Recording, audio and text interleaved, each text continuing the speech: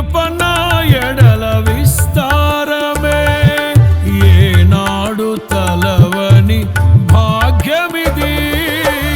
నీ కృప నాకు తోడుండగా, నీ సన్నిధియే నాకు నీడాయను.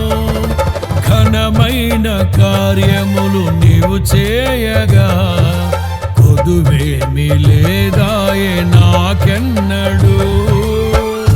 ఆత్మబలముతో నన్ను నడిపించే నా గొప్ప దేవుడవు నీవేనయ్యా, బహు గొప్ప దేవుడవు నీవేనయ్యా.